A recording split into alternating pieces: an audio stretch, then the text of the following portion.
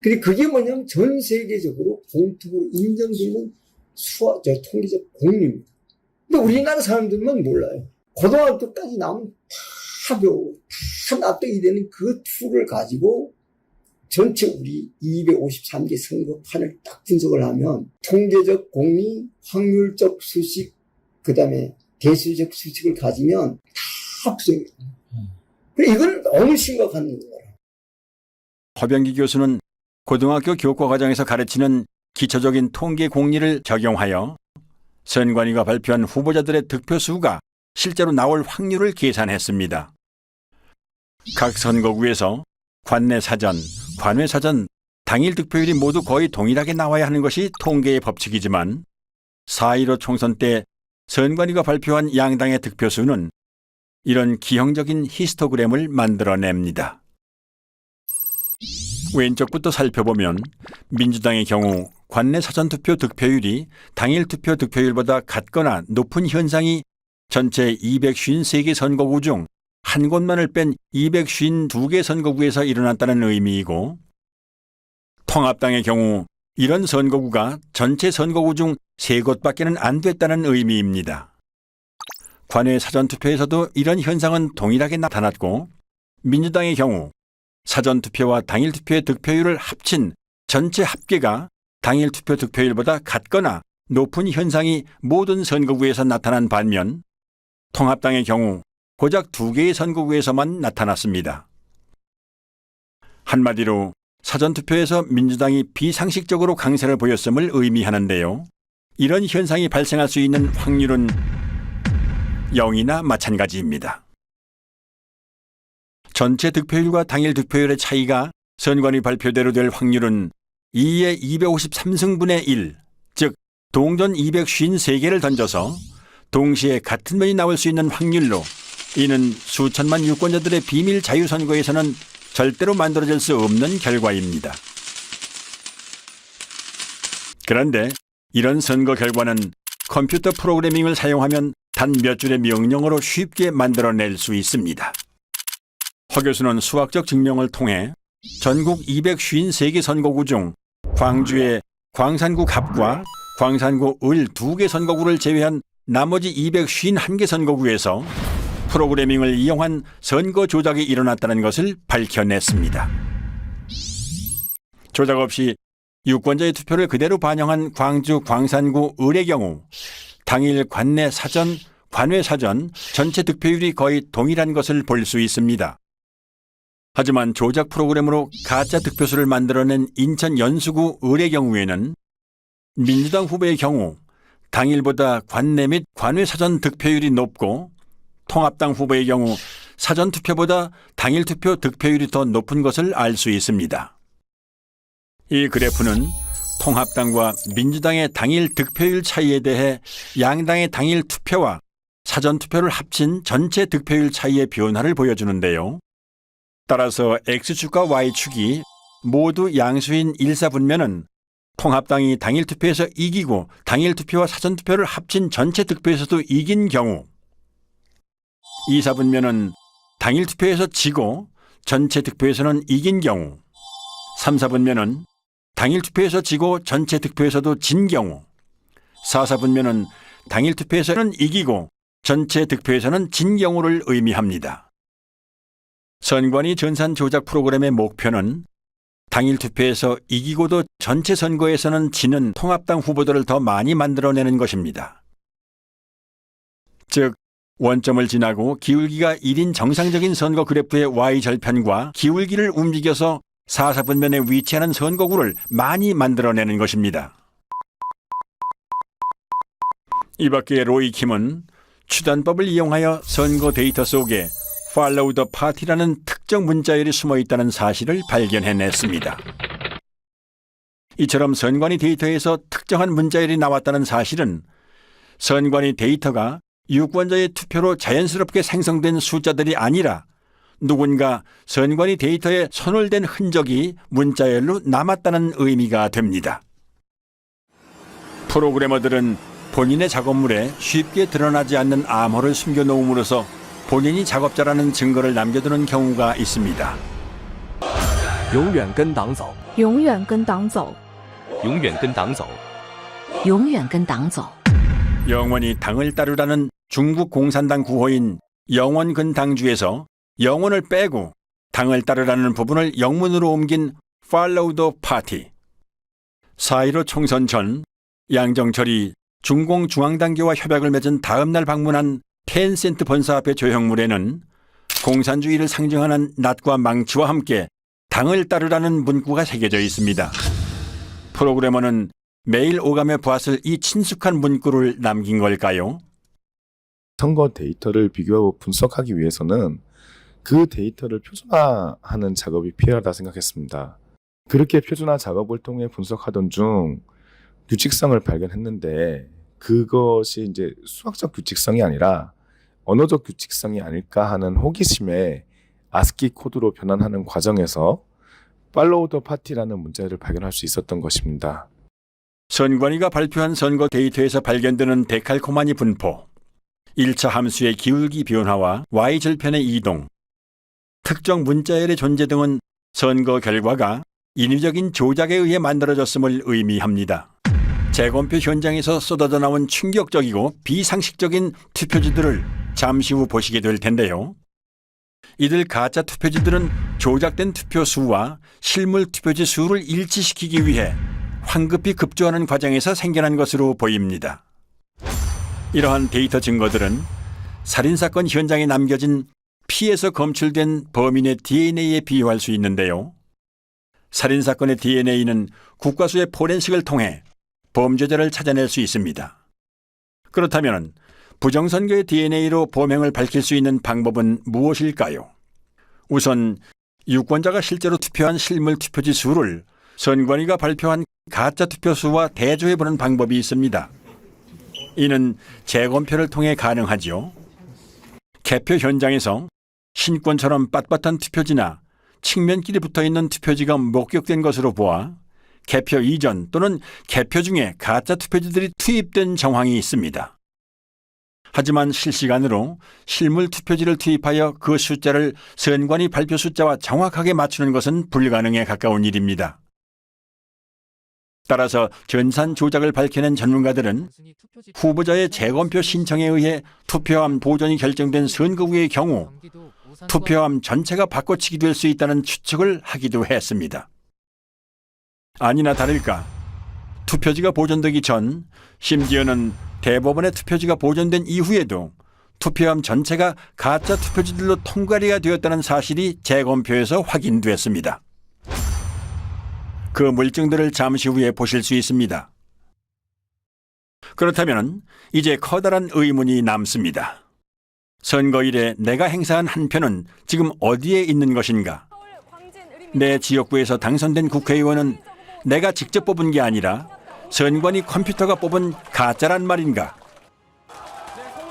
유권자의 입장에서는 당연히 이런 심각한 질문을 던져볼 수밖에 없습니다. 한편 부정선거 범죄의 DNA를 확인할 수 있는 또 다른 방법은 선관위 서버를 포렌식하는 것입니다.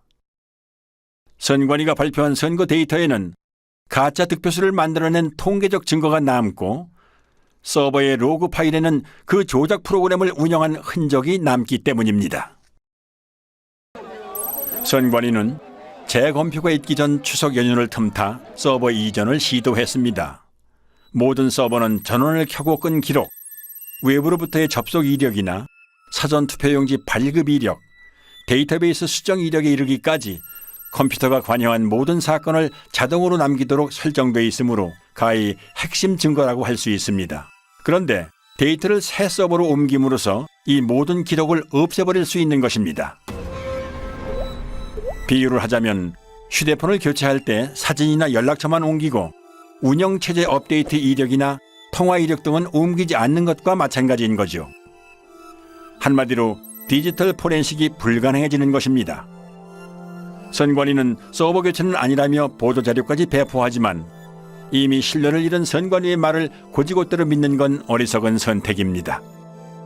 이에 인천 연수구 을 민경욱 후보의 재검표 소송을 맡은 변호인단은 중앙선관위 서버에 대해 증거 보존을 신청하지만 기각됩니다.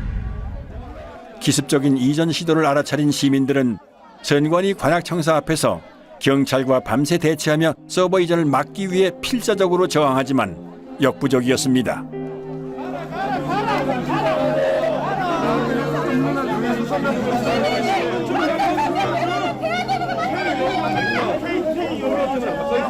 서버 빼가지 마십시오. 이 서버는 진거입니다, 진거.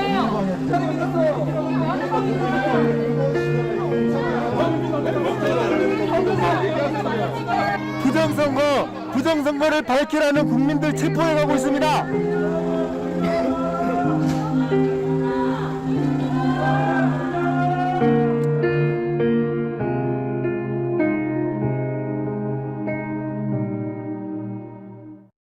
선관위는 이 물음에 답해야 합니다.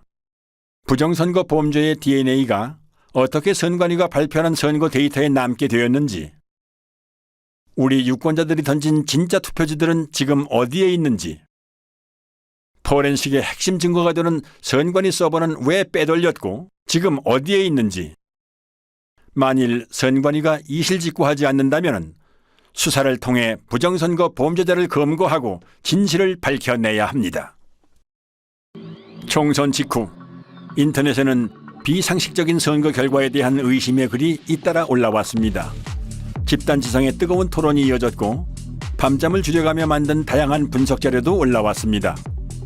사람들의 의심은 커져갔고 마침내 부정선거임을 확신한 사람들이 거리로 나와 부정선거 규명을 외쳤습니다.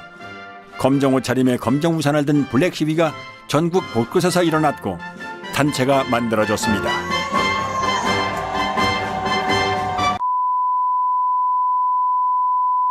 그러나 일부 군소 언론과 소수의 유튜브 채널만이 제 목소리를 낼 뿐 절대 다수의 언론 매체들은 침묵했습니다.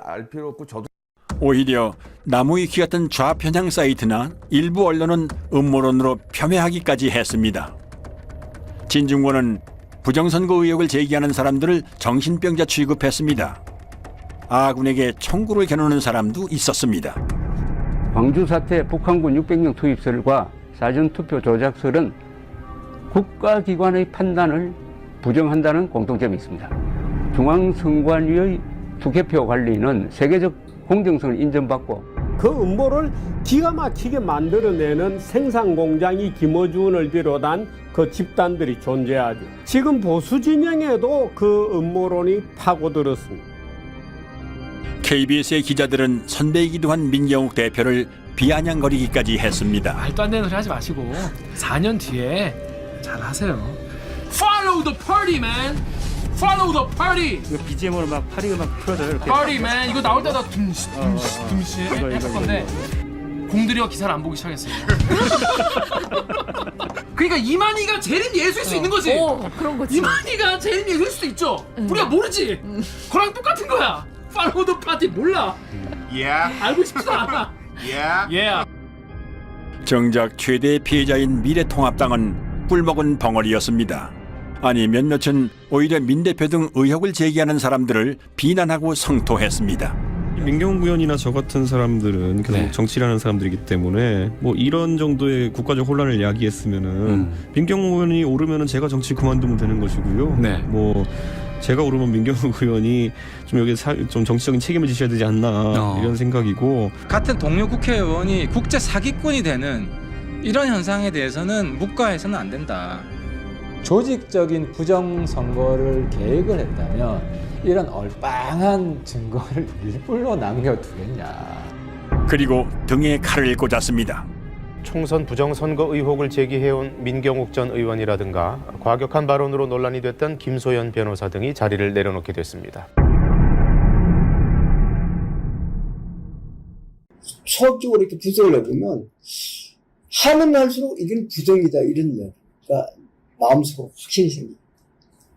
이건 100% 부정이다. 예를 0.001%가 부정이 아닌데 그게 아니라 100% 부정이라고 나온다. 관내 당일이 일어날 여기 선거, 이번에 4.15 선거가 일어날 확률을 계산해 보면 몇 경분의 1이 돼요.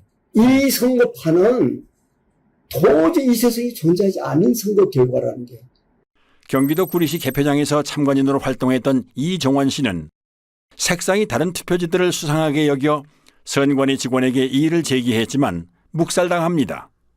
그래서 경찰에 다시 신고하지만 선관위가 경찰의 진입까지 막았고 그 와중에 타인에게 건네받은 기표 안 된 투표용지 6장을 민경욱 대표에게 제공하는 공익 제보를 합니다. 신고를 했었습니다.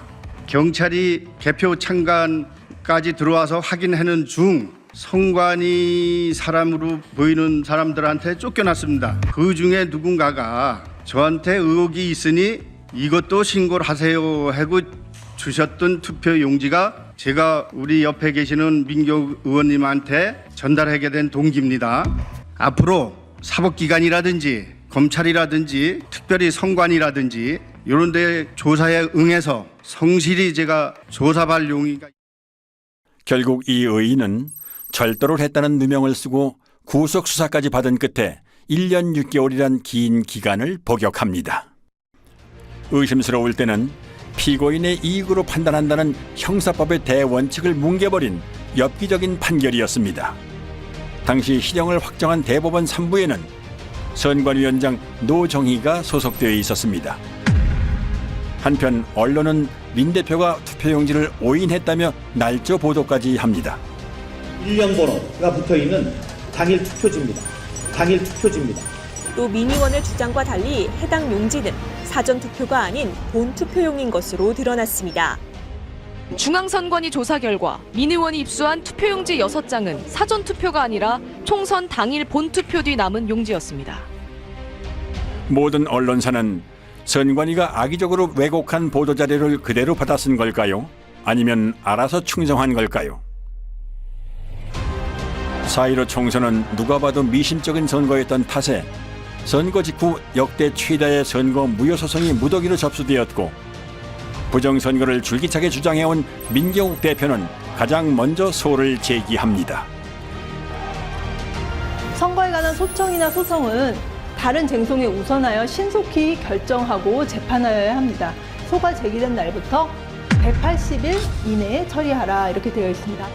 하지만 대법원은 처리 기한을 4배 이상 훌쩍 넘긴 800여일 만에야 이 소송을 처리합니다. 중앙선거관리위원회는 선의의 피해자인지 아니면 부정선거의 주범이며 공범인지 국민들이 지켜볼 것입니다.